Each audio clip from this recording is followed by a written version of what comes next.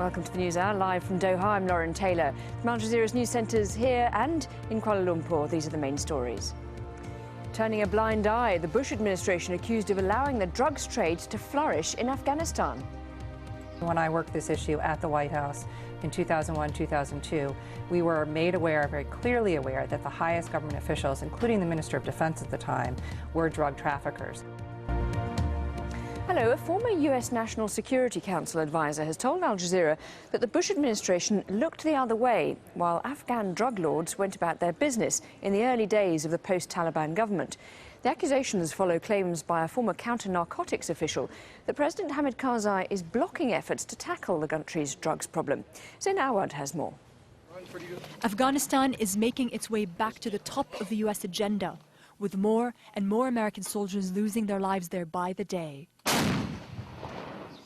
But Afghanistan comes with an old, unresolved dilemma: what to do about poppy seed cultivation, a business worth billions of dollars and one that supplies the world with the overwhelming majority of its heroin. Now, in an upcoming US media report, former Bush administration counter-narcotic official Thomas Schweich alleges that the Karzai government itself is implicated in the opium trade at the highest level. The US administration has always known about this, and it did nothing. In an extraordinary admission to Al Jazeera, former US National Security Council Director for Afghanistan confirmed this on record. Certainly when I worked this issue at the White House in 2001-2002, we were made aware, very clearly aware, that the highest government officials, including the Minister of Defense at the time, were drug traffickers. And there was a serious question about what would we do, how would we get aid into Afghanistan and deal with this Afghan government.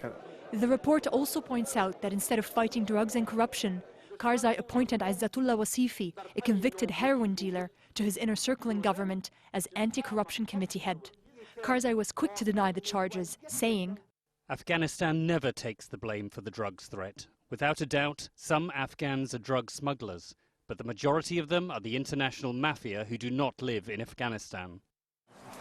But the report insists that the drug mafia is primarily local and deeply integrated into the government. The US administration decided to ignore this overarching reality. Drugs, it said at the time, was not their problem to sort. A decision, many argue, that's cost Afghanistan dearly, as communities across the country battle addiction and poverty. Zain Awad, Al Jazeera. For more on this, we're joined by Makhdoom Baba, editor-in-chief of Pakistan's Dailymail newspaper. Thank you for being with us. Another point that was made there, that the drugs mafia, Karzai has been saying that it's actually an international problem and not a local problem in Afghanistan. What's your take on this? Well, according to the report filed by the UN ODC representative in Afghanistan of the United Nations, Ms.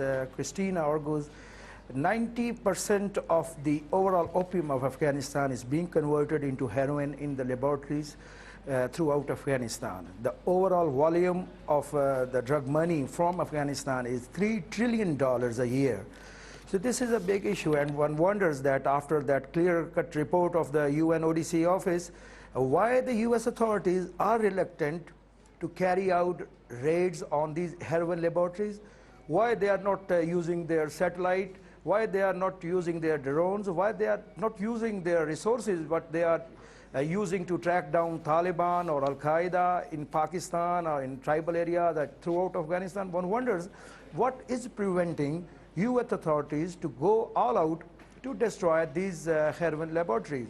What is behind it? Who is preventing them? Yes, I mean, one of the points that the people who try to combat narcotics in Afghanistan make is that they can't go to some of the areas because it's not secure, and because the military operations are all dealing with military things and not actually protecting them. Is that part of the problem, do you think? No, I don't think that it is not secure, and I don't think it is not possible to do a carpet bombing through aircraft over there on those laboratories. But where is the will? Who is desirous of doing so? Why the Pentagon has not allowed its troops in Afghanistan to carry out such operations? One has to make a connection with the Contra-Iran affairs, where the certain US authorities have been using the drug money for purchasing weapons and arming the other parties, the rival parties in that Isn't it that they are doing the same here in Afghanistan? But hang on, so Why? who would they be? Yes, Because- but who would they be armed? I mean, in this case, presumably they're fighting the Taliban, and in some cases the Taliban are benefiting from the drugs trade. So, in theory, it should benefit the military operations to get rid of the drugs trade as well. Yes, we believe here, all the journalists, we see it like who is funding this Taliban? One of the U.S. officials have been saying, and there's the UN charter that states that the financial resource for the terrorism must be cut off. And U.S. State Department has time and again been saying that the drug money from Afghanistan is funding the terrorists inside Afghanistan. So why they are not going to cut off that supply line of resources for the terrorism? This is a big question mark, and there is nobody from the U.S. side to answer it. Nobody is ready to answer it, that why are they not cutting the financial resources pipeline for these terrorists or militants or whatever they call. So is part of the problem, you think, Karzai's government, in that you don't think that his government has the will to tackle this issue?